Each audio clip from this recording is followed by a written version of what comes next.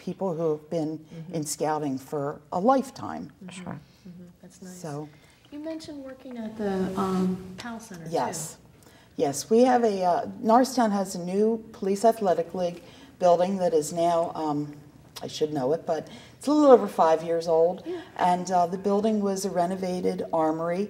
The seed for the PAL Center started years and years ago. It has been an organization in our community over 35 years, but now has its own home.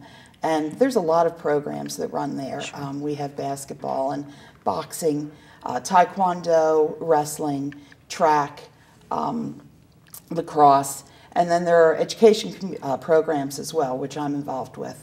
And we have family nights that meet on Friday evenings 5 times a year that are promoting family activities. We have a science fair coming up. We have a health fair coming up in April. And this next week, we're having a college fair. The 8th graders from Norristown middle schools will all attend the college fair during the day on next Thursday, the 24th. And then in the evening, it'll be open for the community, anyone who needs to go. We've partnered with Montco, and they are providing the coordination, and they have recruited the colleges to come to the college fair. We then are going to have a 2 sessions where the families can find out about financial aid and also admission processes. So we're trying to network in the community and get the different partners in the community together to benefit the families within the Norristown area. And that college fair is open in the evening to anybody outside of the area as well. So, but that's all being put together by some people who work at the at Montco, but mostly by volunteers again. Who are just working, networking with different connections that we've made over the years. That's wonderful. And much, you know, as you said, volunteers are changing. It's not just people who don't work. Right. For instance, I know that you are employed full time. Yeah. And yet find ways to do this volunteer service as well. And we change over time the different interests we have as volunteers, and the skills that we have to offer. I think it can be very fulfilling to be a volunteer. Sure, definitely. And it can be kind of frustrating too. You know, trying to pull off an event and you're working and working and working and like 16 people show and you wanted 60 to show. Yes. But you keep going. Yeah, you need to juggle your time, that's for certain, and you need to set priorities. And sometimes an organization you volunteer with maybe takes a back seat due to a life change. Sure. And then you pick up again later. I think that people who are interested in volunteering, as you said, find that there's a personal benefit to it. Definitely. Right. And I'm finding more and more colleges, high school students are required to do some community service.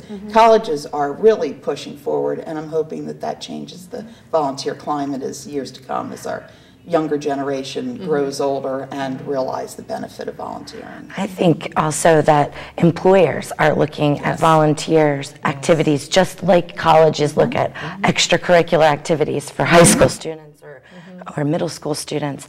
I think it can help you get skills for your current job or something you'd be looking to do later on. And I think it shows that you have the time management prioritization skills like you were mentioning. So I think that's helpful as well. Absolutely. It even segues people into new careers. Yep. Especially you had said people are, businesses are downsizing, people are finding themselves at middle age not knowing where to go, and they're starting businesses because of a interest they had in volunteerism, or they've made connections that help them get other positions. So there's a true benefit to knowing people in your community and being involved in a variety of aspects, whether it's raising money for an organization or building a house or whatever it is you're doing. And I think that's the whole range of opportunities, from making a long-term commitment.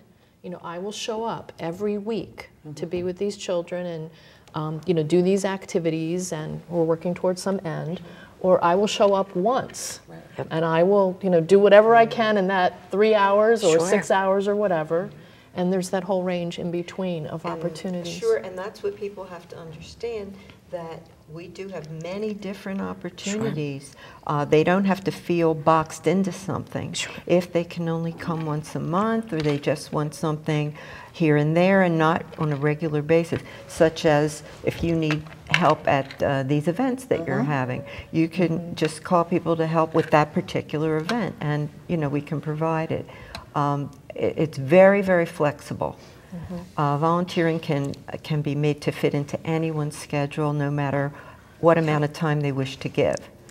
Yeah, I think that's really important to focus on, the fact that there are opportunities for just about anybody. Sure. I know years ago there was someone who had gotten older and felt they couldn't volunteer physically in the volunteer capacity they'd been in, Yes. and happened to have a head for math and partnered up with some low-income or some people who needed help with taxes, and started just helping people with their taxes, which Right. was a really easy thing for that person to do, and a huge benefit for Right. somebody who couldn't afford to, Right. to pay for someone to do their taxes. So. And also, for those who can't get out of the house and still want to do something, there are things they can do from home, such as make friendly phone calls and check on people who are homebound.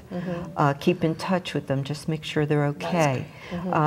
There's a myriad of things, to choose from.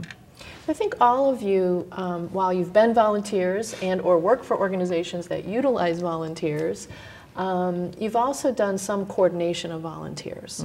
And one of the things that I find, especially when I come into a one-time situation, or actually if I'm going to make a commitment to a long-term thing, is I want to know, well, what is my job?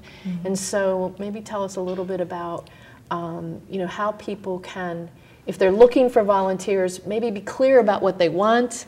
And then if you're coordinating volunteers, how do you help set up a situation so somebody can be successful, so it can be a win-win? And I'll just take a short response from each of you.